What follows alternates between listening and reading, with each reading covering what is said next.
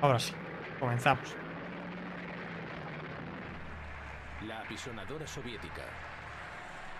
Era el verano de 1943 y en el frente oriental los ejércitos de Hitler se batían en retirada.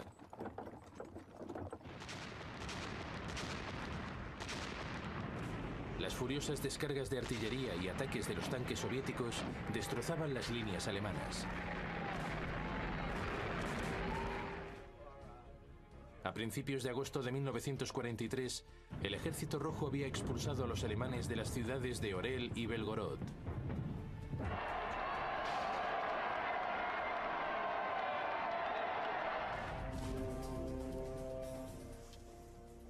En Alemania, la respuesta de Hitler fue asumir un mayor control personal de todas las decisiones militares importantes.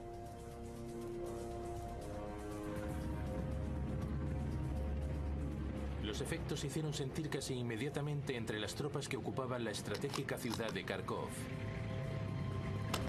Aquí, en este mapa, lo que estaba comentando antes, se va a producir pues la contraofensiva soviética después de este ataque alemán en Kursk, en el que van a atacar básicamente por 3 puntos, ¿vale? El primero va a ser por el saliente de Orel.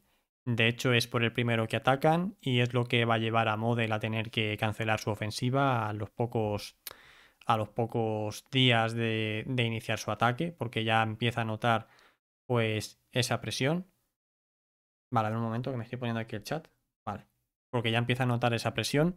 Luego van a empezar a atacar también por la propia Belgorod-Kharkov, que pues bueno, ahí se van a producir lo que sería la cuarta batalla de Kharkov, que va a ser intensa, ¿no? Lo siguiente. Y también van a empezar a presionar en el Donbass. Van a empezar a presionar en el Donbass, donde actualmente se está produciendo pues bueno, las principales batallas, ¿no? Entre Rusia y Ucrania. Van a empezar a presionar por ahí. Entonces los alemanes se van a encontrar en una situación en la que pues han tenido que gastar, ¿no? O sea, toda su fuerza móvil con mayor potencia de fuego, ¿no? En asaltar Kursk. Y luego ya cuando comiencen estas 3 ofensivas soviéticas, lo que van a hacer es ir enviando las divisiones que ya han quedado mermadas, ¿no? Después de esta batalla de Kursk, la van a tener que ir enviando tanto al norte como al sur o al sureste para ir taponando. Pero al final los soviéticos van a ir pasando, van a ir pasando, van a ir pasando. Y pues bueno, el objetivo alemán va a ser siempre retirarse a la línea del Dnieper, que es un río pues realmente caudaloso, o sea, estamos hablando de más de medio kilómetro de ancho de caudal y hay partes incluso que llega a tener kilómetros y digamos, pues bueno, que puede suponer un buen sistema defensivo. ¿Qué es lo que pasa? Que los generales alemanes, Manstein, ¿no? A la cabeza, lo que está pidiendo es que se creen fortificaciones a lo largo de la ribera del Níper.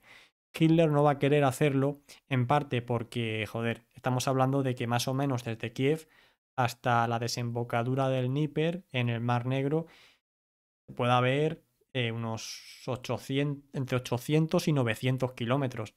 Y tú no tienes la capacidad para fortificar 800 kilómetros en un mes ni en 2 meses. Además que en esta época la mayor parte de los esfuerzos se están haciendo para reforzar el muro atlántico donde se espera la invasión aliada de forma inminente. Entonces va a ser así, va a ser un poco una guerra nuevamente de tiempos donde Hitler nuevamente no va a querer que se produzca ningún retroceso.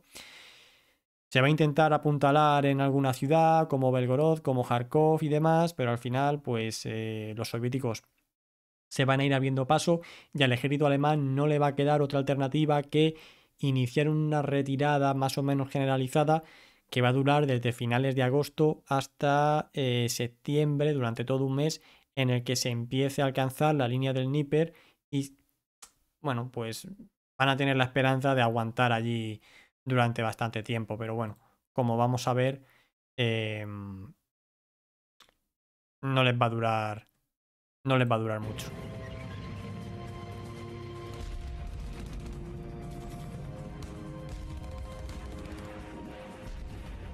Las fuerzas soviéticas se acercaron a la ciudad desde 3 flancos.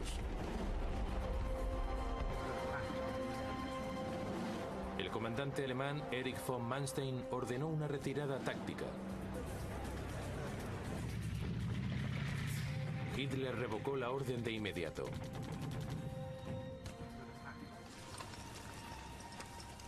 Los alemanes se atrincheraron.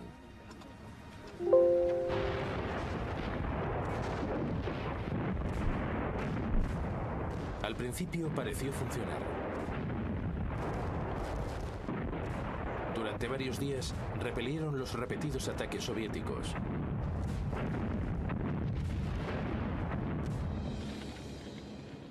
Más de 300 tanques rusos T-34 fueron destruidos.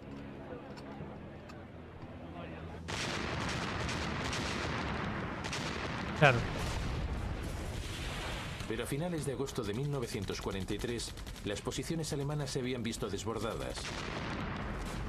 Claro, aquí vamos a lo de siempre. O sea, al final sí, se puede resistir durante unos días en una ciudad de este tipo. ¿Hasta qué? Hasta que los soviéticos hagan acumulación de tropas, hagan acumulación de artillería, te empiecen a arrojar sobre ti una cantidad de fuego que te va a devastar por completo. Y ya, pues, claro, comiencen a lanzar ofensivas sobre tus flancos para aislarte y ya está. Entonces, tú, como general, o en este caso, Manstein, como mariscal de campo, necesita tropas. Lo que él quiere es establecer una línea defensiva fuerte en todo el frente. No dejar una ciudad aislada aquí, otra ciudad aislada allí, para que los soviéticos pasen por los flancos, aíslen, y si hay 40.000, 50.000, 30.000, los soldados que sean, se quedan ahí y se pierden para siempre. Y además que estamos hablando de tropas que se vienen retirando desde pues esta operación Ciudadela, que son tropas veteranas, que tienen mucho más valor combativo que pues los nuevos reclutas que cada vez más van a empezar a llegar del frente, o bien más jóvenes o bien más mayores, que no tienen este valor combativo. Gracias, Ocelote. Finalmente, Manstein desobedeció a su Führer y ordenó a sus hombres que huyesen.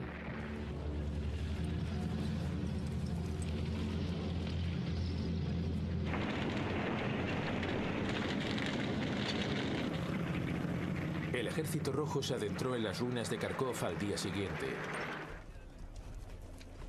Aquello marcó el inicio de una gigantesca ofensiva soviética a lo largo de un frente de casi 2.500 kilómetros. 2.500. Se extendía desde Rostov en el sur hasta Smolensk en el norte.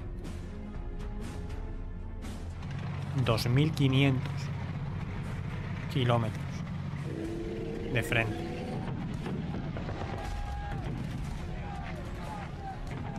En el extremo meridional del frente, cerca de Rostov, el avance ruso amenazaba con atrapar grupos de soldados alemanes en Crimea.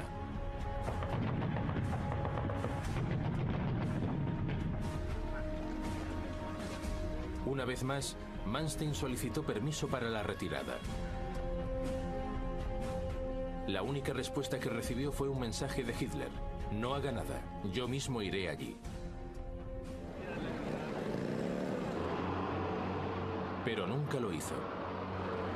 Los militares alemanes se vieron obligados a otra retirada caótica en el último minuto. Y además, estamos aquí en esta época precisamente de finales de verano, septiembre, octubre, en el que ya ha comenzado a llover, hay barro y moverse por Rusia no es tan fácil. Nuevamente, me parece que vendrá a continuación. Lo que vamos a ver aquí es un intento para colarse al oeste del Dnieper. Aquí hay, pues, nuevamente debates como el que se produjo unos meses antes sobre si abandonar o no la cuenca del Donetsk, en la que hay muchos minerales, hay muchas materias primas, hay mucha agricultura y claro, ir perdiendo todos estos territorios pues afecta mucho a la economía de guerra. Luego también vamos a ver aquí cómo los aliados que tiene Alemania en los Balcanes, que principalmente son Rumanía y Bulgaria, ya ven la situación con total desesperación. Finlandia también en el norte, ¿eh? Finlandia también en el norte, no le ha llegado todavía su momento, le va a llegar en enero, pero Finlandia también ya están empezando a de alguna forma intentar distanciarse con Alemania porque aquí ya se ve que no van a ganar la guerra, ¿no? Si bien la ofensiva de Kursk pues perseguía un poco esa intención de decir, vamos a ver si podemos dar un golpe sobre la mesa, vamos a ver si podemos quedar de cara a nuestros aliados y también a nuestros enemigos de que estamos lejos de perder la guerra. Aquí ya se está viendo cómo les es imposible, ¿no?, mantener este frente de 2.500 kilómetros desde Smolensk hasta Kiev, aunque bueno, todavía al grupo de ejércitos centro no se está viendo afectado, se va a ver después en la operación Bagration, pero bueno, eso ya no lo vamos a ver hoy. La retirada se agravó por la presencia de bandas de partisanos curtidos en combate. Eso otro, los partisanos. Los alemanes respondieron con la ferocidad predecible.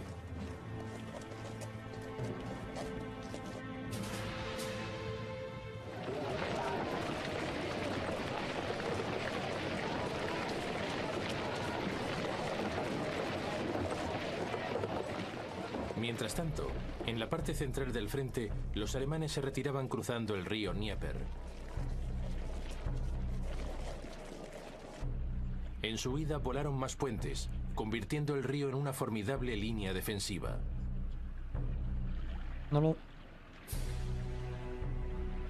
Vale, bueno, aquí no lo ha dicho, pero bueno, lo digo yo. Que me he preparado aquí un mapa. Aquí. Uno de los principales problemas cuando cruzan el Dnieper, más o menos entre septiembre y octubre del 43, es que me parece que hay únicamente 7 puentes. 7 puentes por donde pueden cruzar carros de combate. Entonces se van a producir cuellos de botella a lo largo de todo el Dnieper. Y va a ser una auténtica, pues, operación logística el hecho de poder ir cruzando las divisiones alemanas para que nuevamente ocupen posiciones al oeste del Dnieper. Entonces, los soviéticos pueden aprovechar esto de muchísimas maneras.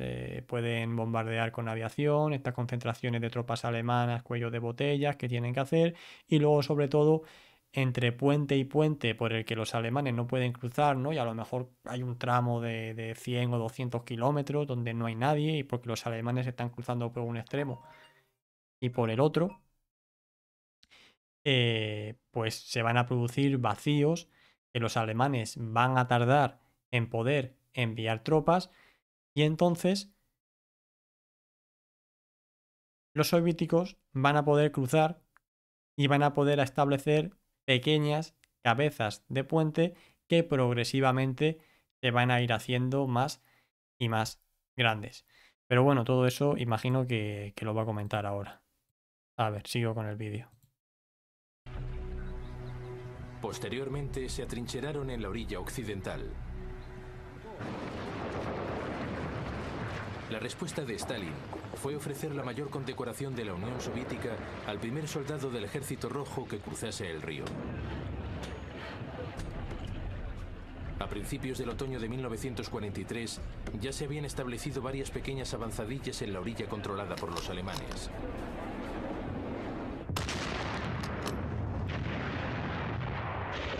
Perdona, es que me han llamado.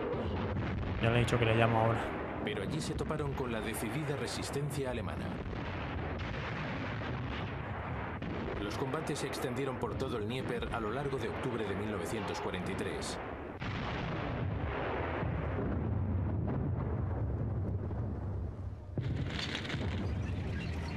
Finalmente, a principios de noviembre, las tropas soviéticas conquistaron Kiev.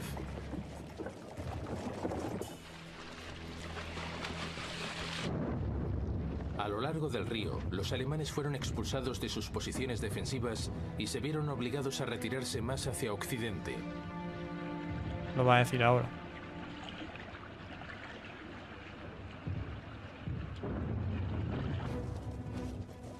A finales de 1943, el Ejército Rojo había vaciado virtualmente el territorio histórico de Rusia de las tropas germanas.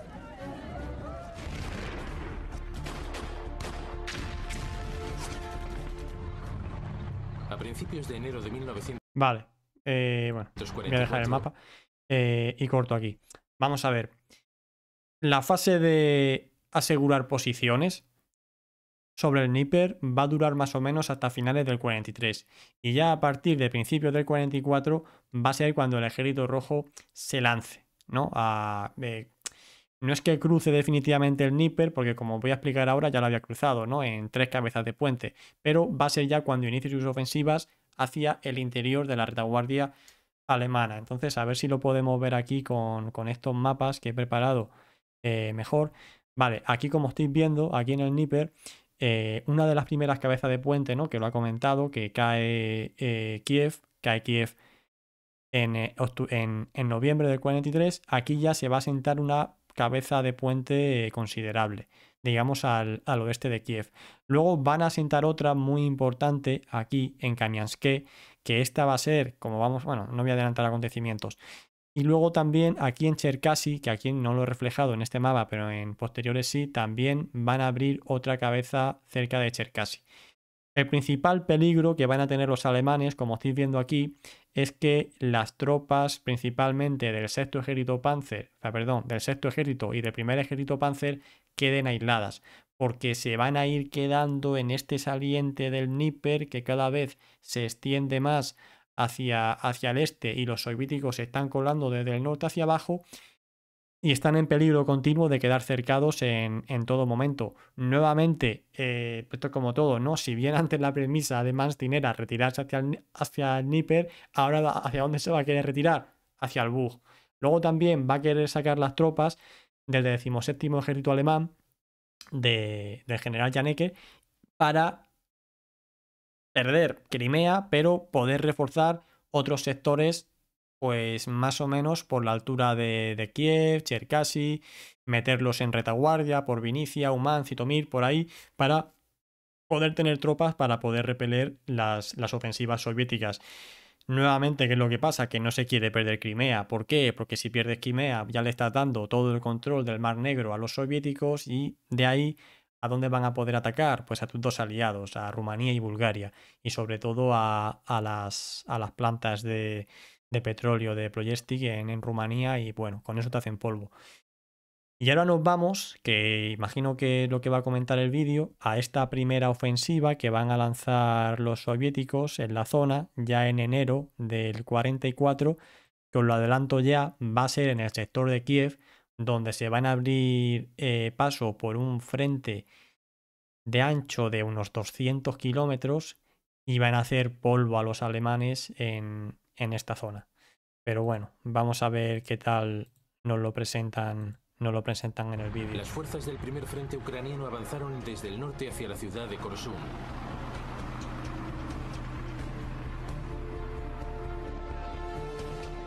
Era el último reducto alemán de lo que habían esperado que fuese su línea defensiva a lo largo del río Dnieper. Claro, es que aquí 12 días más tarde, las tropas del segundo frente ucraniano avanzaron desde el sur.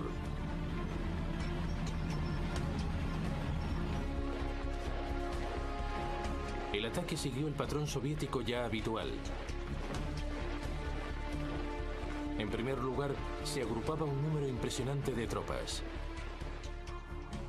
Los alemanes nunca sabían cuándo comenzaría el primer asalto. El primer asalto.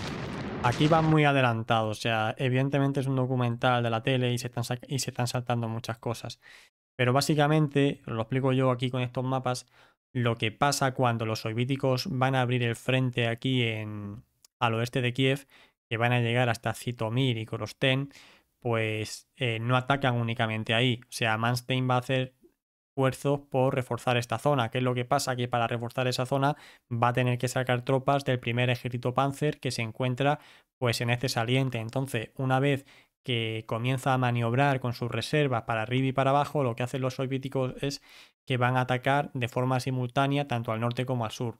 Entonces, si bien al final van a poder contener de aquella manera a los soviéticos frente a Kiev, se les van a colar por el sur de Cherkasy, por Kremenchuk y por Kamiansk. Y esta barriga que estamos viendo aquí en este mapa de que más o menos está el tercer frente ucraniano se va a ir haciendo cada vez más grande.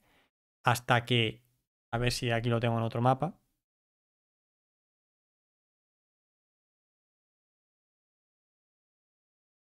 Vale, aquí lo tengo en otro mapa. Aquí ya vemos cómo los soviéticos han conseguido ya penetrar completamente por Kiev y cómo las tropas alemanas se van a quedar cada vez más vendidas, ¿no? En este saliente del Dnieper.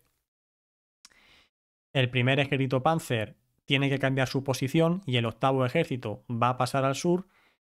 Y es aquí cuando los soviéticos entonces van a penetrar también por el sur de Cherkasy, que es por donde va el vídeo.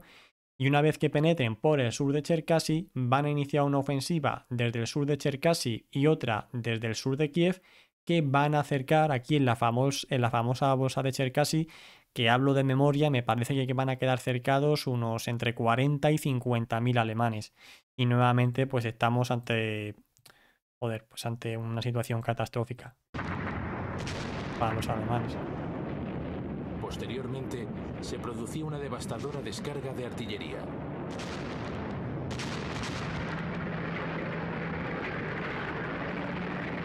A continuación, los tanques del Ejército Rojo abrían un hueco a través de las defensas alemanas.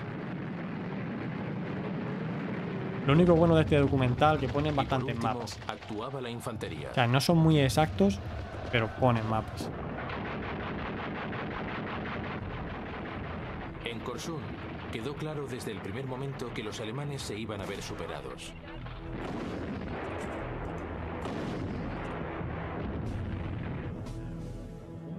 El comandante alemán, el mariscal de campo Erich von Manstein, voló hasta el cuartel general de Hitler en Prusia Oriental para suplicarle de nuevo el permiso para la retirada. Esto es importante. Pero Hitler volvió a negarse. Bueno. Vale, nuevamente tacho aquí el resumen del resumen del resumen. Vamos a ver si os lo explico yo aquí con los mapas. Bueno, Manstein va antes de que las tropas en Cherkasy se queden cercadas. De hecho, me parece que es a finales de enero. Y ya cuando viene Manstein de reunirse con Hitler, a los pocos días ya se produce este cerco de Cherkasy que aquí ve en el mapa. ¿Qué le dice Manstein en esta reunión a Hitler? Pues básicamente le lleva 3 puntos.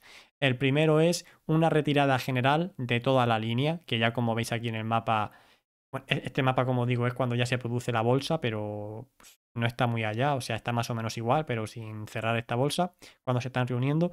Lo que le pide Manstein es retirarse al río Bug.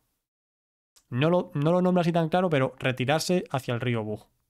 Y salir de ese saliente, mal saliente que está del Dnieper, y a pesar de no tener órdenes, poco a poco va haciendo retroceder al octavo ejército.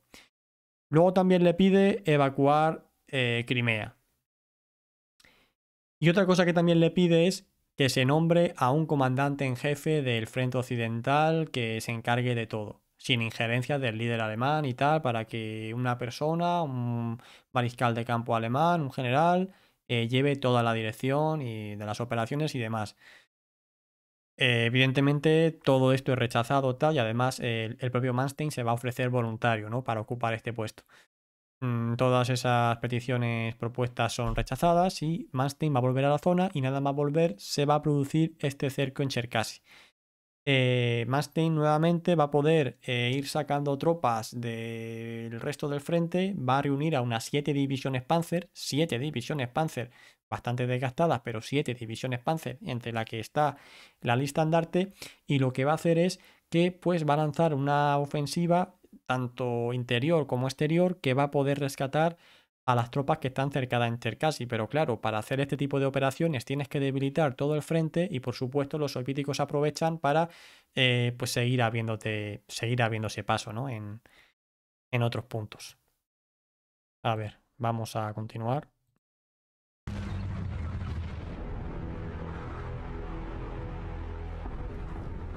Cuando Korsun cayó finalmente, los alemanes habían perdido alrededor de 30.000 hombres.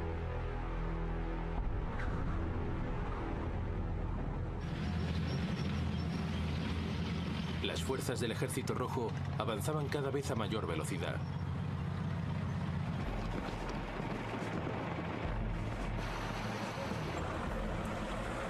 Ese avance era posible gracias a las flotas de camiones, la mayoría proporcionados por los Estados Unidos, que permitían la llegada de suministros a sus fuerzas. Este dato es muy importante. Los rusos también dominaban el cielo.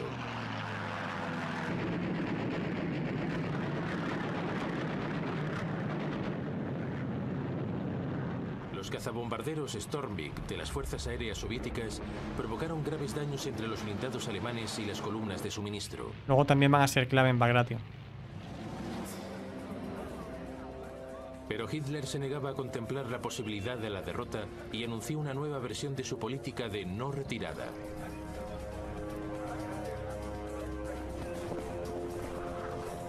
Ordenó a las tropas germanas que creasen lo que llamó áreas fortificadas o bastiones locales.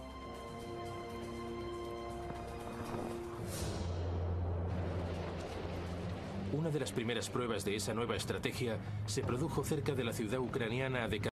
Bueno, vamos a hacer otra explicación. ¿Tenía alguna ventaja la condecoración de héroe de la Unión Soviética o era prestigio? ¿Alguna ventaja? Pues no sabría decirte si se le daba algún tipo de trato favorable. Desde luego los alemanes, cuando le daban algún tipo de condecoración, tipo la Cruz de Hierro, ellos decían que tenían más poder a la hora de imponer su opinión de cara a sus superiores. En la Unión Soviética no sé si pasaba. No sé si pasaba, pero imagino que sí. Imagino que el soldado tenía pues un prestigio mayor y pues bueno, pues era un poco... se le tenía más en cuenta que cualquier otra persona. Mira, te daban una pensión, comenta por aquí Tebano. Bueno, lo que os quería comentar, nos estamos... vamos aquí a este punto. Vale. Bueno, aquí tenemos cómo se ha cerrado esta bolsa en Cherkasy antes de que se cierre, ¿vale? Y una vez que esta bolsa se cierra, lo tenemos por aquí, lo que van a hacer los soviéticos es que van a lanzar una ofensiva descomunal desde esta zona de Zitomir que va a llegar hasta los Cárpatos, lo puse aquí, lo marqué como la ciudad de Chorkov. Esta va a ser la primera, porque los soviéticos, esto estamos hablando ya que es la segunda fase, ¿vale? Esto estamos hablando de finales de febrero, principios de marzo. Van a organizar esta potente ofensiva una vez que han superado ya pues, toda la línea, el cerco de Cherkasy, etcétera, etcétera. Y los alemanes también, como pueden, tanto el sexto como el octavo ejército se ha ido retirando pues de ese saliente en el que estaba, no en grandes ofensivas, sino en batallas de desgaste, un poco repliegue. Las ofensivas las acabamos de ver, ¿no? Se han producido por aquí. Entonces los soviéticos, como digo, plantean una doble ofensiva. Una primera, dirección Chorkov, que va a cortar, atención, al grupo de ejército sur, lo va a dividir por la mitad y una vez lo seccione, va a organizar otra dirección Odessa, dirección la frontera con Rumanía, en la que ya pues os podéis imaginar la crítica situación en la que se encuentra Rumanía. Kamenets-Podolsky. Y todo esto. 20 divisiones de Panzers corrían el peligro de quedarse cortadas. Aquí está hablando de la ofensiva. Pero Hitler lo declaró zona fortificada a los y Cárpatos. Se negó a permitir su retirada.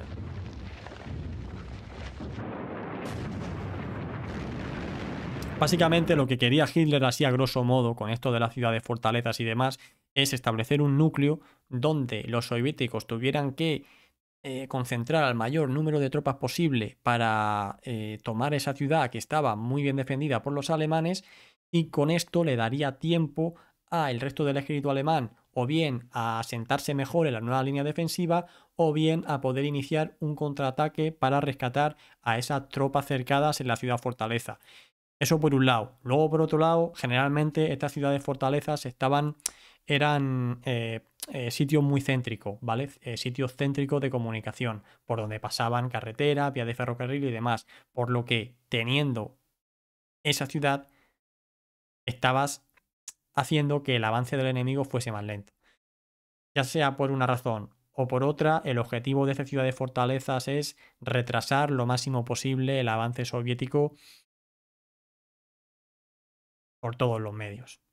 O sea, no tiene más.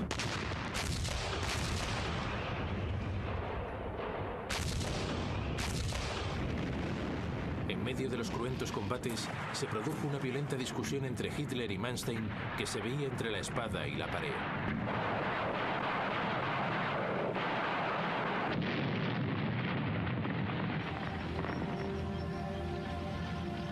Finalmente, Manstein impuso su criterio y los Panzers recibieron permiso para dispersarse. Es que aquí no lo ha dicho tampoco, pero aquí de lo que está hablando es de esto, ¿vale? Aquí de lo que está hablando es que cuando los soviéticos inician esta ofensiva contra Chortov y cortan, seccionan al grupo de Ejército Sur, el primer ejército Panzer que sale de un cerco para meterse en otro, junto con otras unidades, se va a quedar aislado, se va a quedar en medio, ¿no? Va a ser completamente sobrepasado. Entonces tiene tiene tres opciones, ¿vale? La primera es quedarse donde está y resistir de forma aislada. La segunda es retirarse hacia el sur, hacia la zona de Ucrania o hacia la zona norte, donde va a poder conectar con el cuarto ejército Panzer y va a poder, pues, ayudarle a restablecer ese frente, pero sin quedarse pues eso, de una forma a lo mejor más expuesta, con los rumanos ahí en el sur, que luego a ver cómo sale, porque tiene que bordear todos los Cárpatos y demás. Entonces, el primer ejército Panzer va a decidir huir hacia el norte y lo consigue. A recordar un poco, ¿no? Como algún episodio que se va a producir luego en Bagration o en la ofensiva del Vístula Oder, donde una gran unidad queda por ahí perdida y poco a poco se va retirando por la mitad de las líneas enemigas, pero bueno, se van a poder retirar. Pero claro, aquí ya estamos hablando bueno, estamos hablando de una catástrofe impresionante, ¿no? Para todo el grupo de Ejército Sur, que ha quedado seccionado, que ya ha perdido toda su fuerza. Os podéis imaginar ya que el sexto y el octavo ejército no van a ser capaces de aguantar lo que se les viene encima.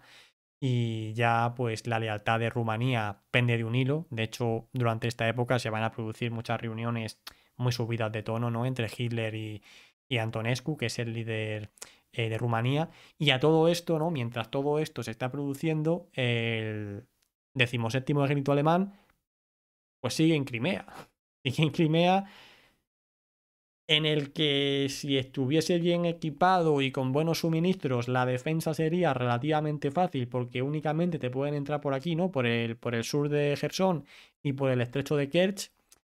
Quiero decirte que son tramos relativamente estrechos, pero claro, va a llegar digamos que aquí el balance de tropas se inclina muchísimo para los soviéticos y no van a tener ningún tipo de capacidad para aguantar la ofensiva, y en cuanto ataquen, las líneas alemanas se vienen abajo.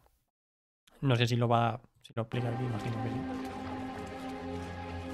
10 días después, unos 200.000 soldados del primer ejército Panzer alcanzaban sanos y salvos las líneas alemanas unos 150 kilómetros al oeste. Estos son del primer ejército Panzer que se han retirado para el norte.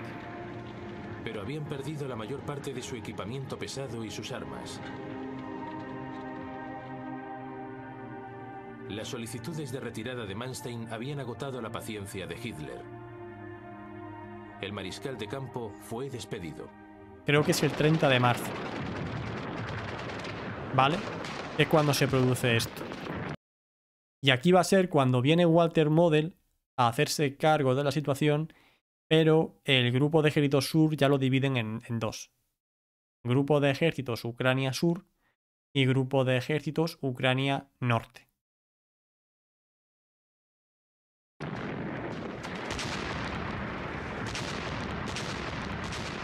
Más al sur, los alemanes trataban de contener el torrente soviético en el río Yezhny-Bug.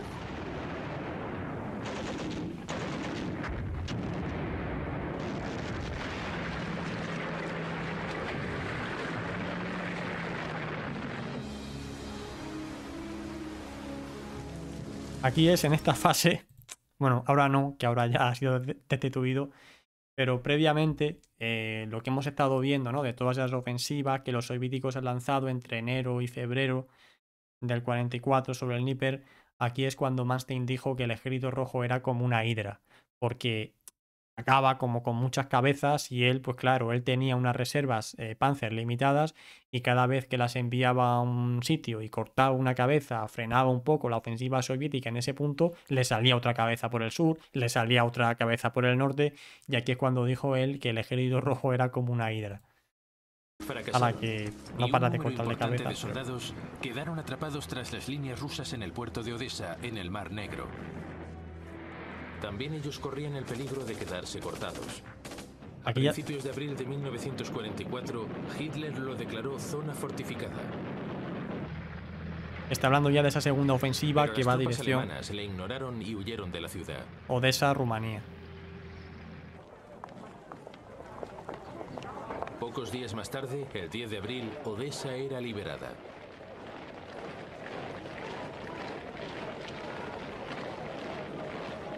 A ver, aquí igual, o sea, aquí tenemos lo mismo, yo lo pongo aquí en este mapa. Bueno, este mapa ya habría quedado desfasado, ¿no? Pero bueno, para que se entienda. ¿Veis el río Bug? Pues se va a producir una retirada generalizada hacia el río Bug, pero no va a aguantar nada de nuevo la embestida soviética y como ha comentado aquí, ¿no? Creo que ha dicho el 9 de abril, cuando cae Odessa, rápidamente los alemanes van a correr hacia el Dniester. Y allí ya pues se van a poder de nuevo establecer, pero bueno, estamos hablando ya que la situación es muy precaria. A ver. Stalin estaba ganando en todos los frentes. Ahora ya podía centrar su atención en la ciudad del norte de Rusia que había padecido el acoso nazi durante años. Bueno, nada. Esto ya no nos interesa. Ahora ya se va a poner a hablar de Leningrado, parece. A principios de 1944, vamos a pasarlo. La ciudad rusa de Leningrado llevaba casi 2 años y medio bajo las más apremiantes hacia el sur. Y ya lo terminamos de ver. Aquí, vale. Aquí empieza. Continúa, por donde lo había dejado.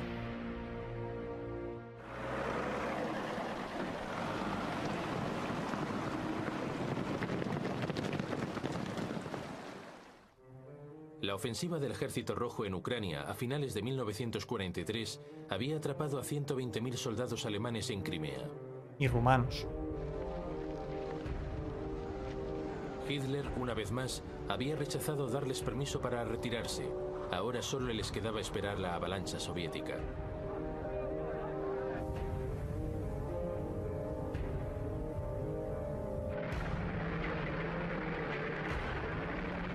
Esta se produjo a principios de abril, 2 meses después de que se levantase el asedio de Leningrado. Las tropas del Cuarto Frente Ucraniano invadieron Crimea desde el norte.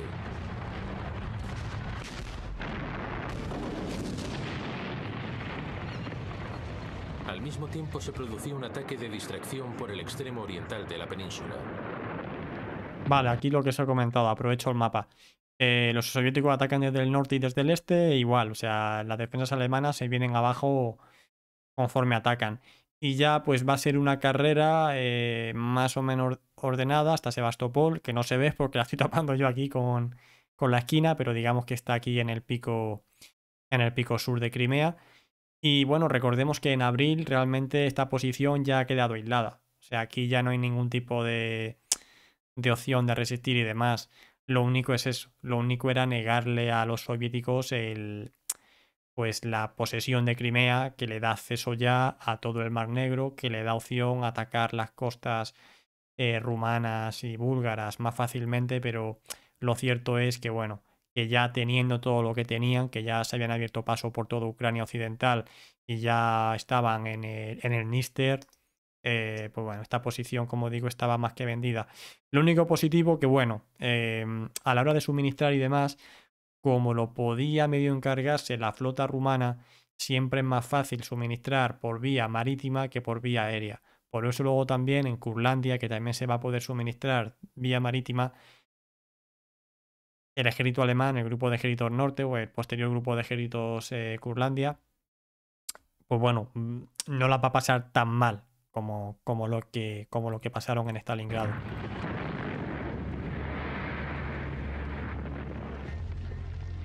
Pero En menos de un día, las tropas del eje tuvieron que cederles paso. Un día. Es que esta defensa se cae conforme atacan. Se recluyeron en el puerto de Sebastopol y Hitler ordenó que la fortaleza de Sebastopol resistiese hasta el último hombre. Nuevamente. no tenían la más mínima esperanza. Querían simular lo que habían hecho los soviéticos, que resistieron allí hasta que Manstein la conquistó. Querían un poco emular eso. Al cabo de 2 semanas de asedio, las tropas germanas fueron evacuadas por mar. 40.000 hombres lograron escapar. Pero unos 30.000 combatientes se quedaron atrapados en el puerto. Y aquí también durante este episodio se produjeron varios hundimientos. A las playas del sur de la ciudad, esperando ser rescatados por más barcos alemanes. Varios hundimientos de barco cargado Pero eso nunca ocurrió. de soldados tal que se hundieron. Bueno, la evacuación fue interrumpida por un bombardeo de la artillería soviética.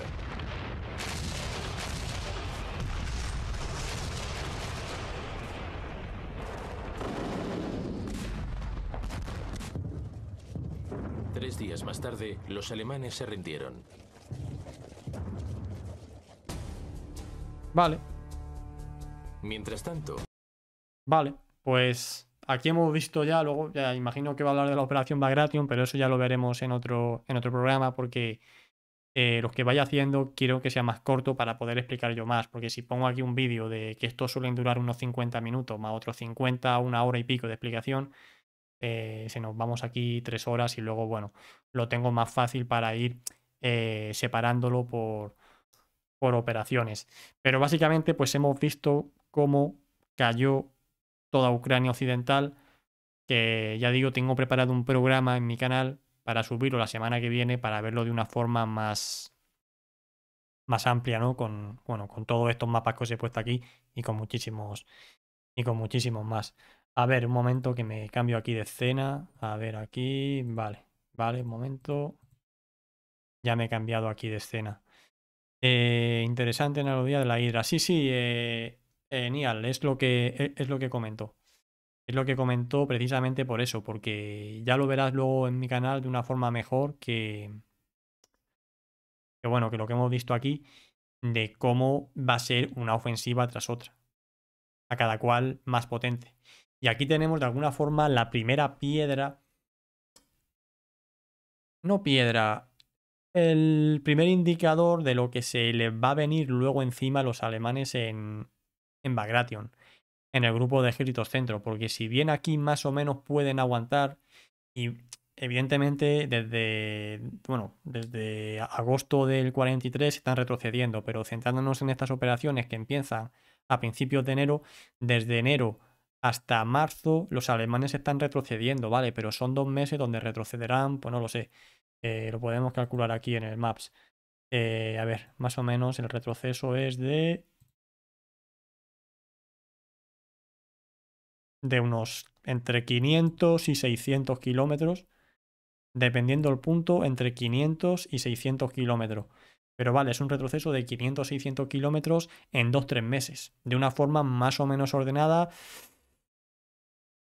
salvando tropas al primer ejército Panzer, que va a quedar aislado en Cherkasy, luego también en Chorkov y tal, pero más o menos se van salvando. Pero es que luego ya lo que ocurra en Bagration es una locura. ¿Por qué? Una sí y otra no. Depende de si lo hizo mejor el mariscal de campo. No, realmente no.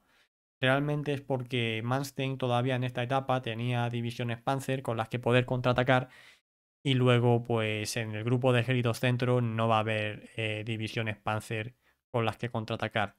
Lo veremos también en otro programa que estoy preparando sobre la Operación Marte, en el que también, además de explicar la Operación Marte, la comparo un poco con Urano.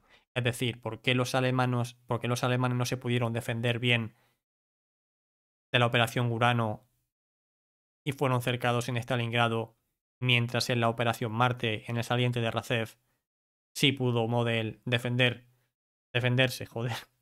Pues porque los alemanes en Stalingrado tenían únicamente al 48 Cuerpo Panzer para contraatacar, que estaba compuesto por la primera división blindada rumana y por la 22 División Panzer, y Model en el saliente de Razev tenía a la Viking, a la primera Panzer, a la novena, a la 19ª, a la 20ª a la Großdeutschland tenía 6 o 7 divisiones Panzer potentes. Entonces, claro, si esas 6 o 7 divisiones Panzer potentes o motorizadas hubiesen estado en la retaguardia de Stalingrado, no se hubiera llegado a eso. Estaban en el saliente de Racev. Allí sí se pudo contener la ofensiva, pero más que genialidad de un general u otro, es estar bien preparado y contar con las tropas adecuadas. Ya está, o sea, no. Muchas